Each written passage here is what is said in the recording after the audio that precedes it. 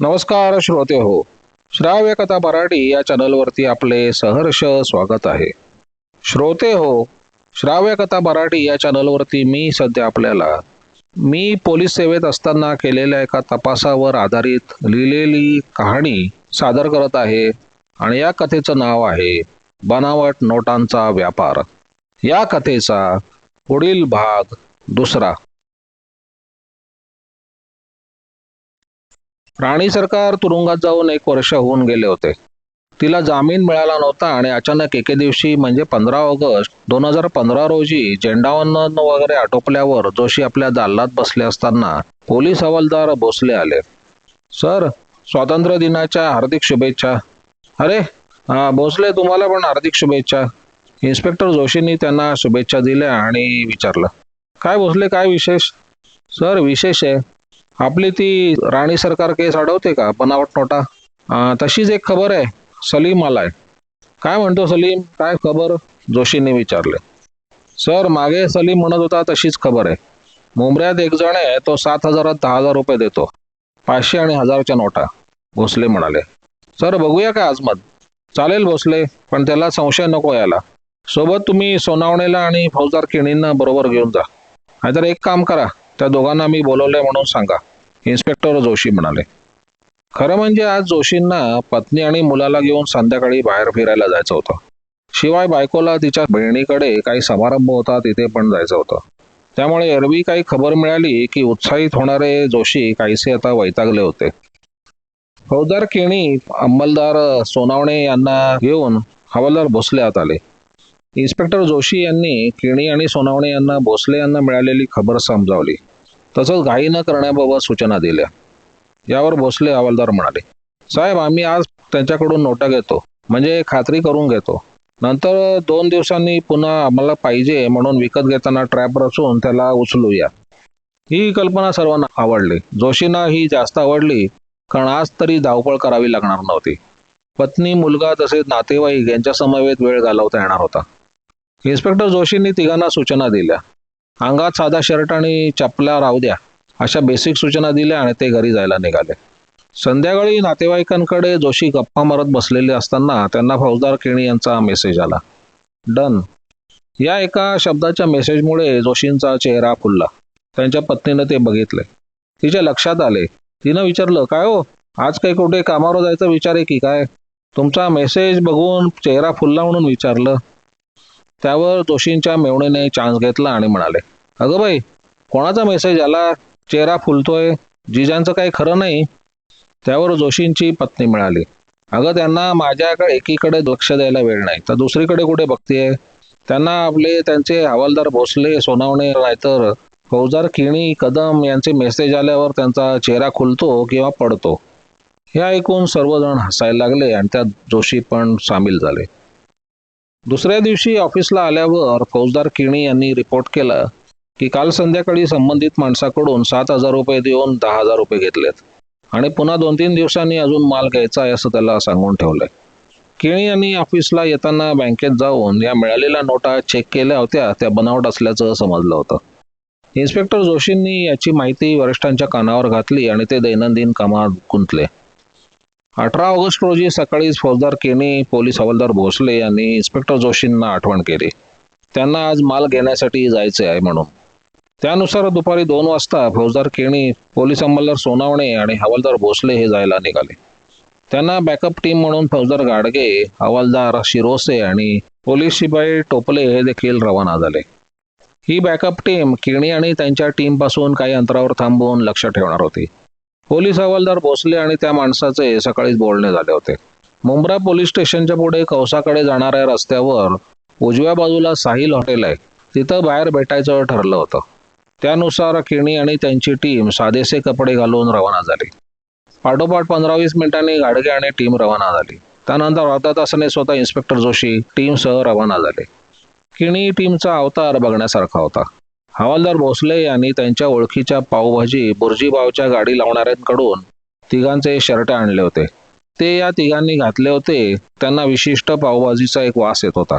जोशी खुश झाले होते आपल्या टीमची कल्पकता बघून. फौजदार केणी, हवालदार भोसले आणि सोनावणे हे साहिल हॉटेल जवळ पोहोचले. ते बाहेरच उभे राहिले. फौजदार गाडगे यांची टीम आलेली त्यांनी बघितली.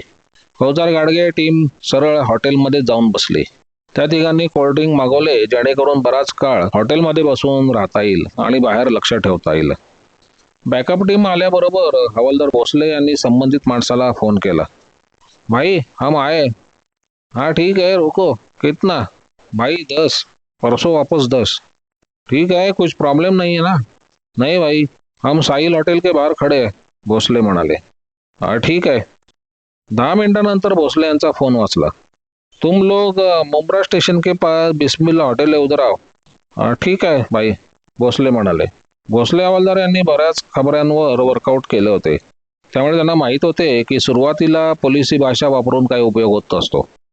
टार्गेट जसे म्हणेल तसे करायचे असते. एकदा का आपला हात योग्य टार्गेटवर पडला की मग खरा खाक्या दाखवायचा असतो. त्यामुळे भोसले ठीक आहे म्हणाले आणि केणी सोनावणे यांना खून करून मुंब्रा स्टेशनकडे जायला निघाले. जाताना त्यांनी फौजदार गाडगे यांना खून केली. 15-20 मिनिटातच ते मुंब्रा स्टेशन समोर बिस्मिल्ला हॉटेल बाहेर येऊन उभे राहिले. आज आपल्यावर कोणीतरी लक्ष ठेवू नये असं भोसलेंना वाटत होतं आणि त्याची त्यांना ती सवय होती. कारण असे काम करणारे आरोपी कधीच एकदम समोर येत नाही किंवा एक जागा ठरवली तरी तिथे भेटत नाहीत. ते सतत जागा बदलतात. त्यांची माणसं भेटायला येणाऱ्या माणसांवर लक्ष ठेवून असतात. थोडा पण संशय आला तर डील कॅन्सल होते. त्यामुळे त्यांना संशय येऊ नये ही काळजी घेणं महत्त्वाचं असतं. त्यासाठी ते तिघही सतत पावभाजी बुर्जीपाव विकणारे वाटले पाहिजेत, म्हणून त्यांना तसं उभं राहावं लागत होतं. त्यासाठी तर भोसले आणि सोनावणे यांनी उगीच शेजारच्या पानवाल्याकडून विडी विकत घेऊन ती सराईतपणे पेटवून उडले. एरवी कधीही पान तंबाखू न खाणारे तिघे वेळ पडली म्हणून सिगरेट पण ओढत होते, विडी पण ओढत होते. 10 मिनिटातच पुन्हा भोसलेंचा फोन वाजला. हाँ भाई, हम यहाँ रात देख रहे, मालूम है. तुम अभी ऐसा करो, वो मुमरा की ट्रैफिक चौकी है ना, उसके बाजू में एक जय दुर्गा पान बीड़ी शॉप है और एक चाय वाला है, उधर आ जाओ. क्या भाई, भरोसा नहीं क्या अपने पर? जल्दी करो ना, वापस अपने धंधे पे भी जाना है. शाम को 5 बजे भीड़ लगती है. छोकरे लोग इतना ध्यान नहीं देते धंधे पे, भोसले म्हणाले. अरे भरोसा है, पर क्या करे, ध्यान रखना पड़ता है ना. तुमको अभी भी फ्री कर देता हूँ, चलो रखता हूँ. असं बोलून समोरच्याने फोन ठेवला. तसं भोसल्यांनी खून केली त्याबरोबर फौजदार केणी पोलीस अंमलदार सोनावणे निघाले. त्यांना पण अशा गोष्टींची सवय होती. 10 मिनिटांनी केणी आणि टीम पुन्हा एकदा नवीन ठिकाणी म्हणजे मुंब्रा ट्रॅफिक पोलीस चौकीजवळ पोहोचले. अजून 10 मिनिटांनी त्यांच्याजवळ एक माणूस आला आणि म्हणाला, भाई ने भेजा आहे. ठीक आहे, भोसले म्हणाले आणि त्याच्याकडे पाठ करून उभे राहिले. त्याबरोबर त्या माणसानं खून केली ते बघून एक जाडगेला इसम समोर आला. त्याला बघून केणी, भोसले आणि सोनावणे या तिघांनी त्याला सलाम केला. सलाम भाई. त्या जाडगेल्या माणसेनाही त्या तिघांना सलाम केला आणि सरळ जयदुर्गा चहा टपरीवर जाऊन सर्वांनी कटिंग चहा घेतला. चहा घेता घेता तो बोलू लागला. तुम लोग माल लेने आया है ना? हाँ जी भाई, ये लो. असं म्हणून केणींनी खिशातून 10,000 रुपयांच्या 100 जुन्या नोटा बाहेर काढल्या आणि त्या जाडगेल्या इसमास दिल्या. त्यावेळी तिथे अजून एक त्याचा जोडीदार तरुण मुलगा आला. असे 3 जण तिथे जमले. त्या तिघांनी आपापल्या खिशातून 500 रुपयांच्या कोऱ्या करकरीत नोटा बाहेर काढल्या आणि 20 नोटा मोजून केणींच्या हातात दिल्या. त्याबरोबर हवालदार केणी, भोसले आणि सोनावणे यांनी त्या तिघांवर झडप घातली. ते बघून जवळ असलेले फौजदार गाडगे आणि टीम तिथे धावत घेऊन त्या तिघांवर झडप घातली. त्याबरोबर त्या तिघांनी मोठमोठ्याने चोर चोर म्हणून ओरडायला सुरुवात केली. त्याबरोबर केणी आणि घाडगे यांनी या तिघांच्या एक एक कानाखाली ठेवून दिली. तेव्हा त्यांना समजलं की पोलिसांनी आपल्याला पकडलेलं आहे. फौजदार केणी यांनी लगेच जोशी यांना फोन करून कळवल्यावर जोशी खुश झाले आणि त्यांनी त्यांना मुंब्रा पोलीस स्टेशनमध्ये यायला सांगितले. 2 रिक्षा करून ही सर्व टीम या 3 आरोपींना घेऊन मुंब्रा पोलीस स्टेशनला पोहोचली तेव्हा संध्याकाळचे 5 वाजून गेले होते. जोशींनी तेथील वरिष्ठ पोलीस निरीक्षक यांना विनंती करून एक स्वतंत्र खोली मिळवली. ती खोली गुन्हे प्रकटीकरण कक्षाची होती. तिथे बसून चौकशी सुरू झाली. इन्स्पेक्टर जोशींनी त्या जाडगेल्या इस्माला बघितलं तेव्हा त्याला कुठेतरी बघितलं असं वाटलं. त्यांनी बोलून दाखवलं तेव्हा फौजदार गाडगे आणि हवालदार पण तसेच म्हणाले. इन्स्पेक्टर जोशींनी त्या तिघांची झडती घेतली, नावे विचारली, पण ते काही बोलत नव्हते, कशालाच उत्तर देत नव्हते. तेव्हा जोशींनी रौद्रावतार धारण केला आणि मग त्या जाडगेल्यानं त्याचं नाव सांगितलं, ते मोटू शोपान सरकार. त्याबरोबर जोशी, गाडगे आणि भोसले यांनी एकमेकांकडे बघितले आणि त्यांना एक ओळखीची खूण मिळाली. अजून एकाचं नाव विक्रम रॉय आणि तिसऱ्याचं विश्वजित सरकार होतं. हे तिघेही पश्चिम बंगालचे आणि ते कामानिमित्त आल्याचे आणि त्यांना मुंबऱ्यात राहणारा कोणी मुन्ना यानं त्या नोटा खपवायला दिल्या होत्या असं ते सांगत होते. पण का कोणास ठाऊक इन्स्पेक्टर जोशी आणि टीमला ते पटत नव्हतं. कारण त्यापूर्वी त्यांनी राणे सरकारच्या केसमध्ये मोटू सरकार हे नाव ऐकलं होतं. त्याचे आधार कार्ड, पॅन कार्ड पण मिळालं नव्हतं. त्यामुळे मोटू सरकार हा काही धुतल्या तांदळाचा नाही हे त्यांना माहीत होतं. गाडगे, आपण या मोटूला घेऊन जाऊ, त्याच्या घराची झडती घेऊ. मला वाटतं तिथे काहीतरी मिळेल, इन्स्पेक्टर जोशी म्हणाले. तसे प्रथम मोटूला बाजूला करण्यात आलं आणि त्याला पुन्हा प्रश्न विचारले गेले. पण तीच उत्तरं मिळत गेली. साधारण अर्ध्या तासांनी मोटूला घेऊन स्वतः इन्स्पेक्टर जोशी, घाडगे, सोनावणे वगैरे टीम निघाली. मोटू आता रशीद कंपाऊंडमधील इस्माईल बिल्डिंगच्या पहिल्या मजल्यावर राहत होता. रशीद कंपाऊंड त्या मुंब्र्यातील धोकादायक भाग.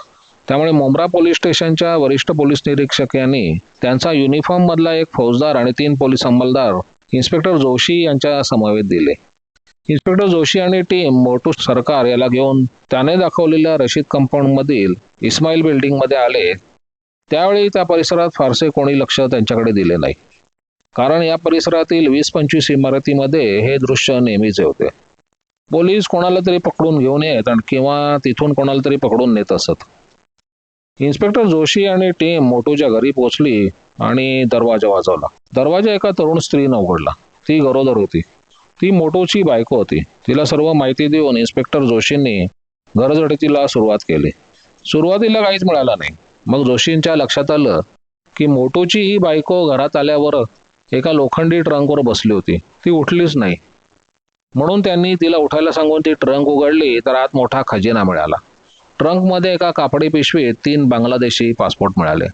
त्यावर ते फोटो पाहता ते या पकडलेला मोटू शपान सरकार आणि इतर दोघांचे होते. पासपोर्ट चेक करता असं समजलं की मोटू हा खरा बांगलादेशी असून त्याचं नाव सिकंदर अली असं आहे. विक्रम रॉयचं खरं नाव इस्माईल रहमत अली आणि विश्वजित सरकारचं खरं नाव मुस्तकीर अली असं आहे. तसेच त्यांच्या पासपोर्टवर भारतीय व्हिसा होता आणि ते जून 2015 मध्ये भारतात आल्याची नोंद होते. मोटू शपान सरकार उर्फ सिकंदर अली याचा पासपोर्ट तपासला असता तो गेल्या वर्षी जून मध्येच भारतातून परत गेल्याची नोंद होते. म्हणजे गेल्या वर्षी 28-29 जून रोजी राणे सरकारला बनावट नोटा वटवताना पकडले. त्यानंतर हा लगेच पळून गेला असणार. त्याशिवाय या ट्रंकेत अजून फार मोठे घबाड मिळाले. एका कपडी पिशवीत गुंडाळून ठेवलेले ₹500 आणि 1000च्या नोटा मिळाल्या. त्या पण बनावट असणार अशी खात्री स्टाफला होती. म्हणून इन्स्पेक्टर जोशींनी केणींना फोन करून मुंब्रा पोलीस स्टेशनच्या डिटेक्शन ऑफिसरशी बोलवून कुठली बँक किंवा पतपेढी तरी चालू आहे का हे चेक करायला सांगितलं. कारण त्यांच्याकडे नोटा चेक करण्याचं मशीन असतं. घाडगे, फौजदार आणि सोनावणे यांनी या 500 आणि 1000च्या नोटा मोजल्या तेव्हा ते एकूण 7,20,000 रुपयाचे असल्याचे समजले. सिकंदर अली उर्फ मोटू यानेच या बनावट नोटा असल्याचं आणि त्या बांगलादेशमधून आणल्याचं कबूल केलं. ₹10 लाख आणले होते. त्यापैकी आतापर्यंत ₹2,80,000च्या बनावट नोटा त्यानं बाजारात वटवल्याचं सांगितलं. शिवाय ट्रंकमध्ये सिकंदर अली उर्फ मोटू आणि इतर दोघांचे भारतीय आधार कार्ड, पॅन कार्ड तसेच रेशन कार्ड मिळाले. त्यावर मोटू शपान सरकार, विक्रम रॉय, विश्वजित सरकार ही नावं होती.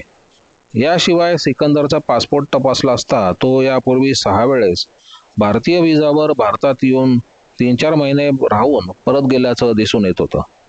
पुन्हा एकदा घर तपासलं तेव्हा टेबलाच्या ड्रॉवरमध्ये आणि कपाटात टीमला 4-5 दुकानांच्या रिसीट मिळाल्या. त्या सर्व गेल्या 1 महिन्यातील होत्या. म्हणजे आरोपींनी या दुकानात बनावट नोटा निश्चित खपवल्या अशी खात्री जोशींना झाली. आपण फार मोठा एक आंतरराष्ट्रीय रॅकेट आपण पकडलंय याची जाणीव जोशींना झाली. तेवढ्या जोशींचा फोन वाजला. फोनवर केणी होते. त्यांनी एक जय अंबे पतपेढी उघडी असल्याचं आणि ते तिथेच असल्याचं त्यांनी सांगितलं. जोशींनी त्यांना नोटा तपासण्याचं यंत्र रशीद कंपाऊंडला आणता येईल का असं विचारलं. त्यानंतर 2 मिनिटांनी केणी कोणाशी तरी बोलले आणि म्हणाले, साहेब 5-10 मिनिटात येतो. साधारण 15 मिनिटांनी केणी जय अंबे पतपेढीच्या मॅनेजर्सला यंत्रासह घेऊन आले. मॅनेजर संतोष मोरे हे घाबरले होते. त्यांना जोशींनी समजावून सांगितलं. इलेक्ट्रिक पॉइंट बघून ते मशीन बसवून संतोष मोरे यांनी या सर्व नोटांची प्राथमिक तपासणी केली तेव्हा त्या नोटा बनावट असल्याचं समजलं. एवढे रुपये 7,20,000च्या बनावट नोटा बघून मोरे खालीच बसले. म्हणाले, साहेब, गेल्या आठवड्यात आमच्याकडे सुद्धा अशा 2 नोटा जमा झाल्या होत्या. त्या ठेवल्यात आम्ही. जोशींनी त्यांना दिलासा दिला. तसेच त्यांना कोर्टात साक्षीसाठी यावं लागेल याची कल्पना दिली आणि त्यांच्या समवेत पंचनाम्याला सुरुवात केली. याआधी इन्स्पेक्टर जोशींनी गुन्हा दाखल करण्याचं सर्व सोपस्कार पार पाडले. सर्व पंचनामा वगैरे होऊन युनिट 1ची टीम पुन्हा त्यांच्या कार्यालयात येईपर्यंत रात्रीचे 12 वाजून गेले होते. कार्यालयात आल्यावर त्यांनी एसीपी आणि डीसीपी यांना फोन करून माहिती दिल्यावर त्यांनी जोशी टीमला शाबासकी दिली आणि दुसऱ्या दिवशी सकाळी 11 वाजता साहेबांकडे मुद्देमाल आणि आरोपी हजर करू असं सांगितलं. दुसऱ्या दिवशी सकाळी 9 वाजल्यापासून इन्स्पेक्टर जोशींची धावपळ सुरू झाली. युनिटमधील सर्वांना त्यांनी 9 वाजताच बोलवलं होतं. नंतर त्यांचे युनिटला स्वतः एसीपी आणि डीसीपी आले. त्यांनी या आरोपींची चौकशी केली. प्लास्टिकच्या पिशवीत सील केलेल्या नोटा आणि पासपोर्ट बघितले. सर्वजण नंतर आयुक्त दिलावर सिंग यांच्याकडे जायला निघाले. पोलीस आयुक्त दिलावर सिंग हे दिलदार होते. त्यांचा अनुभव प्रचंड होता. बरोबर 11 वाजता त्यांच्या दालनासमोर एसीपी, डीसीपी, इन्स्पेक्टर जोशी व स्टाफ आरोपीसह उभं राहिला. पोलीस आयुक्तांच्या केबिनमध्ये गेल्यावर इन्स्पेक्टर जोशींनी थोडक्यात माहिती दिली. दिलावर सिंग यांनी आरोपींना 2-4 प्रश्न विचारले आणि स्टाफला शाबासकी दिली. एसीपी, डीसीपी आणि जोशी यांना थांबायला सांगून स्टाफला पाठवून दिलं. नंतर ते जोशींना म्हणाले, अरे यार जोशी, तुमने तो कमाल कर दिया. अभी 15 दिन पहले डीजी और एचएम ने हमारी एक मीटिंग ली थी. उसमें यही जिक्र किया था इंटरनॅशनल रॅकेट के बारे में. असं म्हणून त्यांनी पीएला डीजी साहेबांना फोन लावायला सांगितला. फोन लागल्यानंतर ही माहिती त्यांना दिली. लगेच एनआयएला पण त्यांनी फोन करून माहिती दिली. इन्स्पेक्टर जोशी कार्यालयात आले तेव्हा बरेच खुश होते. त्यांना सर्वांकडून शाबासकी मिळाली होती. आता यापुढे तपासाचे खरे काम सुरू होणार होते. इन्स्पेक्टर जोशींनी सिकंदर अली उर्फ मोटू सरकार याची चौकशी करायला सुरुवात केली. या चौकशीतून एवढी माहिती मिळाली की हा सिकंदर अली मूळचा बांगलादेशी असून तो नियमितपणे भारतीय विजा घेऊन भारतात येतो. येताना तो त्याच्या सुटकेसच्या तळाशी 10 लाख रुपयाच्या बनावट नोटा घेऊन येतो. येताना तो नेहमी एका महिलेला स्वतःची पत्नी म्हणून घेऊन येतो. बांगलादेशची बॉर्डर तो रेल्वे चेकपोस्टवर ओलांडतो, कारण तिथे फारसं चेकिंग होत नाही. सोबत आलेल्या महिलेचा पासपोर्ट तो भारतात आल्यावर नष्ट करून टाकतो, म्हणजे तिला परत जाता येत नाही. येथे आल्यावर तो मुंब्रा येथे मोटू शोपन सरकार या नावानं राहतो. ही सर्व माहिती मिळाली. इथे भारतात आल्यावर तो त्याचे पूर्वी भारतात आलेले दुसरीकडे राहत असलेले एजंट, जसे यावेळी हे 2 जण होते, इस्माईल रहमत अली उर्फ विक्रम रॉय आणि मुस्तकीर अली उर्फ विश्वजित सरकार, हे त्यांना भेटायला आले. ते या बनावट नोटा खपवायला सिकंदर अलीला काही दिवस मदत करणार होते. नंतर 2-2 लाख रुपयांच्या बनावट नोटा सोबत घेऊन ते जिथे राहत होते तिथे, म्हणजे गुजरातमध्ये सुरत आणि वापी येथे परत जाणार होते. सिकंदर अली उर्फ मोटू हा असा 7 वेळेस अधिकृतरित्या भारतात आला होता. तसे हे दोघे पण 2-3 वेळेस अधिकृतरित्या भारतात आले होते आणि हाच उद्योग करत होते. तसेच वर्षापूर्वी पकडलेली राणी सरकार ही पण अशीच त्याची पत्नी म्हणून सिकंदर अली उर्फ मोटू सरकार बरोबर भारतात आली होती. त्याच्या कार्यपद्धतीनुसार 2-3 महिन्यात सिकंदर अली उर्फ मोटू तिला वाऱ्यावर सोडून निघून गेला होता. आता यावेळी येताना नवीन महिलेला पत्नी बनवून त्यानं सोबत आणले होते. म्हणजे या सिकंदर अली उर्फ मोटूच्या सांगण्यानुसार त्यानं 6-7 महिलांना वेगवेगळ्या वेळी पत्नी म्हणून भारतात मुंब्रा येथे आणले आणि त्याचा कार्यभार उरकल्यानंतर त्यांना इथेच वाऱ्यावर सोडून तो परत बांगलादेशात पळून गेला होता. हा सर्व प्रकार किती वर्ष चालू होता आणि असे उद्योग करणारे किती असतील हे काही सांगता येत नव्हतं. इन्स्पेक्टर जोशी आणि फौजदार केणी घाडगे आणि टीमने ही सर्व कहाणी ऐकली तेव्हा ते थक्क झाले. या अशा प्रकारे चालणारी एक आंतरराष्ट्रीय रॅकेटमधील काही भाग आपण उघडकीस आणला आणि देशसेवा केली याचं त्या सर्वांना समाधान वाटलं. दुसऱ्या दिवशी सकाळी NIA आणि IBचे अधिकारी इन्स्पेक्टर जोशींना भेटायला आले आणि त्यांचं अभिनंदन केलं. त्यांनी सिकंदर अली उर्फ मोटू सरकारकडे चौकशी करण्यासाठी परवानगी मारणारे पत्र सादर करून पुढे जवळजवळ 2-3 तास सिकंदर अली आणि त्याचे 2 साथीदार यांच्याकडे चौकशी केली. अधिक तपासादरम्यान इन्स्पेक्टर जोशी, फौजदार गाडगे आणि टीम हे सिकंदर अलीला बरोबर घेऊन त्यांना त्यांच्यासोबत दोघांनी मुलुंड ठाणे स्टेशन जवळ कळवा, मुंब्रा, डोंबिवली, कल्याण, अंबरनाथ या ठिकाणी 10-12 दुकानातून विविध वस्तू खरेदी केल्याचं सांगितलं होतं. यातील काही वस्तू आणि रिसिट्स पोलिसांनी ताब्यात घेतल्या होत्या. त्या दुकानात जाऊन या तिन्ही आरोपींना दाखवून खात्री केली. या दुकानांपैकी 4 जणांकडून बनावट नोटा परत मिळाल्या. त्या जप्त केल्या गेल्या. बाकी 8 दुकानदारांकडून या नोटा अनावधानाने त्यांच्या गिरायकांना दिल्या गेल्या. म्हणजे या नोटा पुढे पकडल्या जाईपर्यंत त्या अर्थव्यवस्थेत फिरत राहणार होत्या. पकडलेल्या सर्व नोटा करन्सी प्रेस नाशिक येथे तपासणीसाठी पाठवल्या गेल्या. 20-22 दिवसांनी रिपोर्ट मिळाला की या सर्व नोटा हाय डेफिनिशन काउंटरफिट म्हणजे उच्च दर्जाच्या बनावट नोटा आहेत. म्हणजे ज्या सिकंदर अली उर्फ मोटू शबान सरकारनं 6-7 वेळेस भारतात येऊन तो पकडला गेला त्या दिवसापर्यंत अंदाजे 60 ते 70 लाख रुपयांच्या बनावट नोटा आणल्या आणि त्या आपल्या भारतीय अर्थव्यवस्थेत सोडल्या होत्या. प्रत्येक वेळी तो एका नवीन महिलेला त्याची पत्नी बनवून घेऊन येत असे आणि इकडचे त्याचे काम आटोपल्यावर तिला सोडून देत असे. अशा प्रकारे 5 ते 6 बायका बांगलादेशमधून अनधिकृतरित्या येथे भारतात आल्या. अधिकृतरित्या जरी भारतात आल्या तरी पुढे त्या अनधिकृतपणे राहू लागल्या. त्याखेरीज राणी सरकारसारख्या बनावट नोटा खपवून चरितार्थ चालवत असणार. अशा प्रकारे भारतीय अर्थव्यवस्थेला धोका निर्माण करणारी कृत्य ही टोळी करत होती. या गुन्ह्याचा तपास पूर्ण करून इन्स्पेक्टर जोशी यांनी त्यांचे दोषारोपपत्र सादर केले आणि लगेच NIAने ही केस अधिक तपासासाठी ताब्यात घेतली. पुढे राणी सरकारवरील केस कल्याण कोर्टात बोर्डावर आली. साक्षी पुरावे होऊन तिला 5 वर्ष सक्त मजुरीची शिक्षा झाली. तसेच सिकंदर अली आणि त्याच्या साथीदारांवरील केस NIAच्या सेशन कोर्टात बोर्डावर येऊन त्यात देखील सिकंदर अली आणि त्याच्या साथीदारांना 10 वर्ष सक्त मजुरीची शिक्षा झाली. अशा प्रकारे नवरा आणि बायको या दोघांना एकाच प्रकारच्या म्हणजे बनावट नोटा खपवण्याच्या गुन्ह्यात अटकून शिक्षा झाली होती. एक आंतरराष्ट्रीय टोळी जी अर्थव्यवस्थेत मीठ टाकून नासवण्याचं काम करत होती त्याला पायबंद घातला गेल्याने वरिष्ठ अधिकाऱ्यांनी इन्स्पेक्टर जोशी आणि त्यांच्या टीमचे अभिनंदन केले. धन्यवाद श्रोते हो. ही माझी आता कथा संपलेली आहे.